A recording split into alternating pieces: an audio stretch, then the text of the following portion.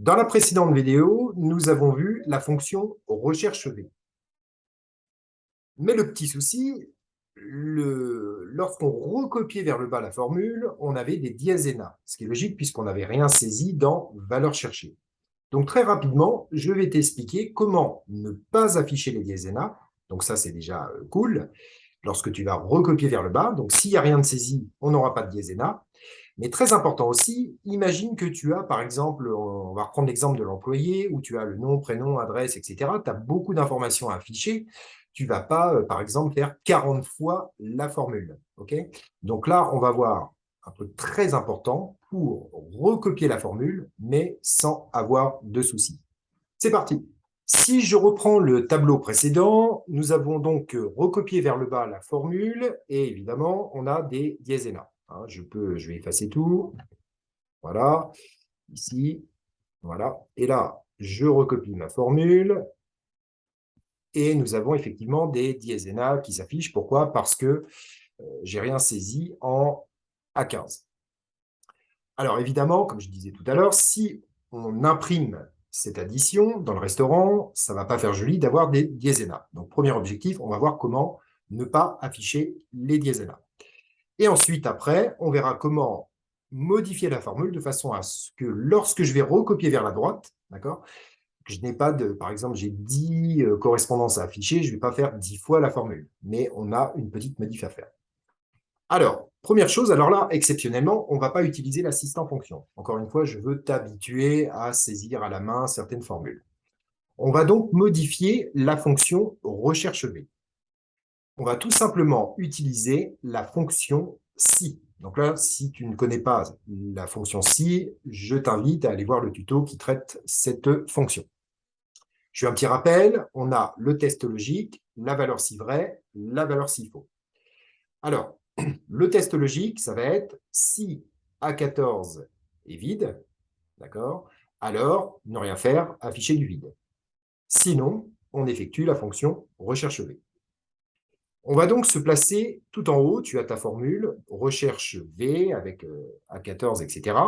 Et là, on va ajouter une nouvelle fonction, la fonction si, parenthèse, est vide.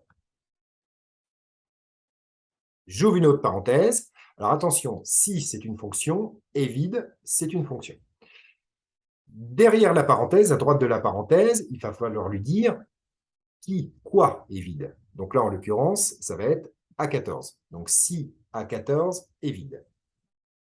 Je ferme la parenthèse de est vide. Et donc, on va passer en valeur si vraie. Donc ça veut dire, si A14 est vide, alors on affiche du vide, du blanc. On l'avait vu, le alors, point virgule, pour passer en valeur si vraie. Et là, on va mettre deux guillemets sans espace qui symbolisent le vide. Donc, si A14 est vide, alors j'affiche rien. Sinon, ça veut dire que A14 n'est pas vide, on va donc effectuer la fonction recherche V. Le sinon, on l'avait vu, c'est point virgule. Donc, on a bien si A14 est vide, alors, point virgule, je ne fais rien. Sinon, je fais la fonction recherche V. Mais attention, on a ouvert la fonction si ici. Okay, on va donc la fermer à la fin. Voilà. Et là, j'appuie sur Entrée. Je recopie ma formule vers le bas. Et là, on remarque qu'on n'a absolument rien, mais par contre, on a bien la formule. Donc, ici, c'est magique. Je prends l'exemple, je tape la référence 150, et ça marche. Voilà.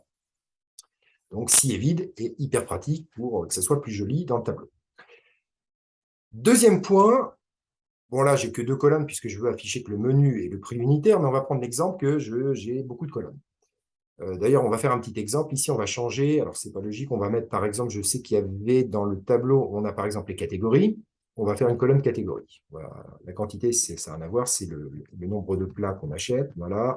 Et puis ça, on va la supprimer. Voilà. Bien. Alors, je vais effacer ma fonction ici. Je vais repartir de 0. Voilà. Et voilà. Alors, on a au départ créé une formule de base, donc si est vide à 14, etc., etc., d'accord. Et je souhaite évidemment recopier vers la droite ma formule. mais on va avoir un petit souci. Regarde bien, je clique sur la poignée noire et je glisse vers la droite. Et là, j'ai une cellule vide ici, d'accord? Et là, j'ai un diaséna. Alors là, pareil, il faut revoir, si tu ne te souviens plus ou si tu ne l'as pas vu, regarder le tuto qui concerne les références relatives et absolues. Alors, je t'explique pourquoi. Ici, on lui dit si A14 est vide. D'accord? Donc A14. Ça veut dire qu'en fait, quand je recopie vers le droit, on est bien, regarde, ici, on est bien 2 cellules en arrière. Donc, quand tu vas ici, OK, regarde, il a mis B14, il a décalé, c'est-à-dire qu'en fait, il a été 2 cellules en arrière, donc du coup, il va ici. OK? Donc, c'est pour ça qu'il affiche rien, parce que B14 est vide. OK? Idem ici. Regarde, il a marqué 6C14. Donc, ce qu'il va falloir faire dans la formule de base, c'est figer la colonne pour lui dire, ben voilà, tu iras, quand je vais recopier vers la droite ma formule, il ne faut pas que tu décales. Donc, je rappelle, c'est les coordonnées relatives. Il faudra toujours que tu ailles en A, colonne A.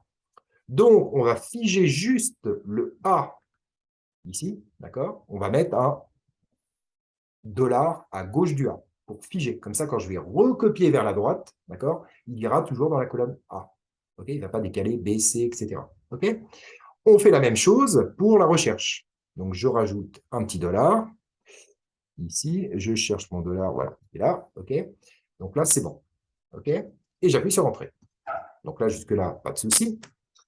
Je recopie donc ensuite vers la droite. Voilà. Et là, tu me dis, Stéphane, tu me dis n'importe quoi, il met avocat crevette partout. C'est pas faux, mais non. Alors, après, ce qu'il va falloir faire, regarde, comme j'ai recopié ma formule, donc il a bien mis A14, donc c'est OK, c'est cool, il n'a pas décalé. Par contre, numéro d'index colonne, tu vois, il a mis 3. OK? Normal, il a... Mais nous, je te rappelle, le prix est dans la colonne numéro 4. Donc, dans ce cas-là, il faut juste changer ici le numéro. Donc là, je mets 4. OK? Voilà, donc ça marche, on a bien le prix. Et la catégorie, par contre, alors il faut que je regarde, je ne me souviens plus, elle est dans la deuxième colonne. D'accord? Donc ici, je vais taper 2. Et voilà, entrée. Je vais recopier mes 3 formules vers le bas. Voilà. On a bien du blanc, donc c'est propre. Okay. Et là, si je tape, par exemple, on va prendre la référence 190, je mets au pif, et on a bien filet de Limande à 10,37 €, et c'est catégorie plat. Voilà, c'est tout simple, et au moins, c'est propre.